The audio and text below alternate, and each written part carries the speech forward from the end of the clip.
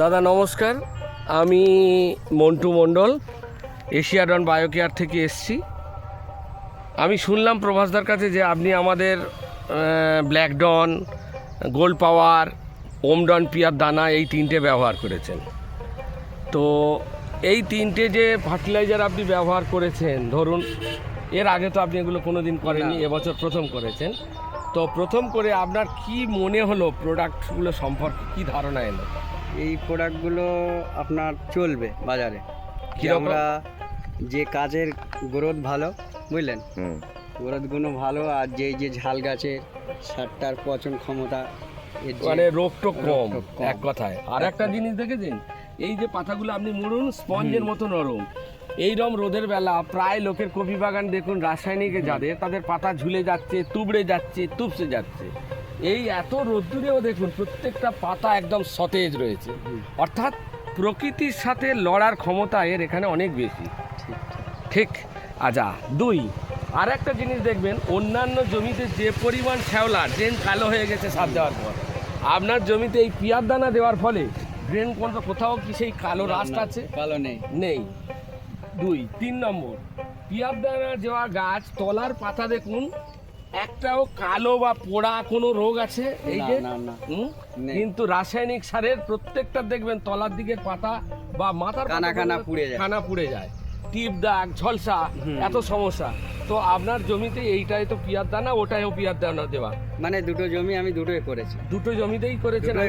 দুটোই ফল ভালো। আচ্ছা, পিয়ার দানা আপনার তো ধরুন এই দানা সম্পর্কে অভিজ্ঞতা ছিল না, ওমডন পিয়ার দানা বা গোল্ড পাওয়ার বা ব্ল্যাকডন না।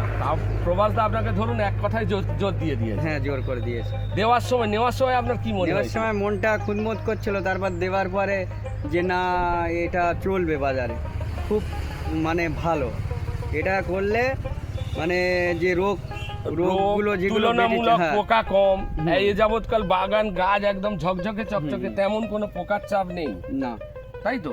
তাহলে সর্বদিক দিয়ে আপনার কাছে কি মনে হচ্ছে এই প্রোডাক্টগুলো? এটা চলবে বাজারে, চলবে, আর ব্যবহার করলে এটা মোটামুটি ডেভেলপ হবে। আচ্ছা, আরও একটা জিনিস বলি, এই যে দানা ব্যবহার করেছেন বা জৈব ব্যবহার করেছেন, আগামী দিন এই মাটিতে দেখবেন যে চাষ করবেন সহজে তার কোনো রোগ থাকবে না।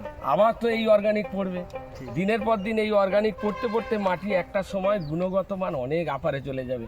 তখন দেখবেন নিশ্চিন্তে চাষ হবে, কোনো রোগ। নাম আরাবুল শেখ, বাড়ি সাতুলিয়া।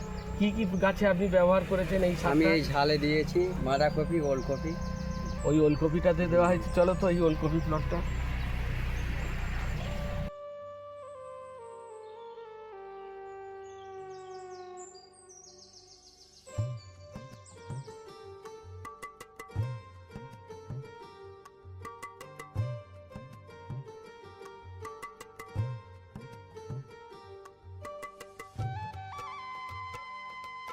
এই লঙ্কা গাছ দেখো, প্রত্যেকটা লঙ্কা গাছের কালার বা গঠন, এমনকি প্রথম ফল সমেত ধরেছে।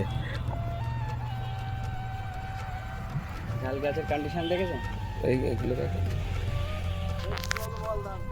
এই লঙ্কা গাছটা, এই ওলকপি এবং এই বাঁধাকপি সমস্ত প্লটে আমাদের দেওয়া হয়েছে, মানে টোটালি এই প্লটগুলোতে দেওয়া রয়েছে। এই বাঁধাকপিতেও দেওয়া হয়েছে আমাদের ওমডন পিয়ার দানা, গোল্ড পাওয়ার এবং ব্ল্যাকডন। ঠিক আছে, মোটামুটি দেখুন একদম প্রথম ফল সমেত গেঁথেছে। এই যে দেখুন লঙ্কা গাছের প্রথম ফল, কোনোটাতে মিস নেই। প্রত্যেকটা লঙ্কা গাছের কন্ডিশনও খুব ভালো।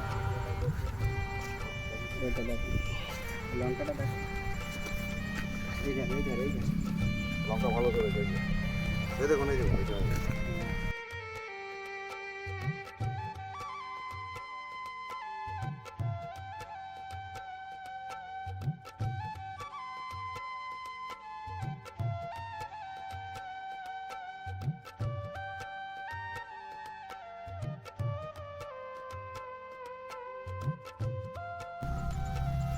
ঠিক আছে দাদা, নমস্কার, ভালো থাকবেন।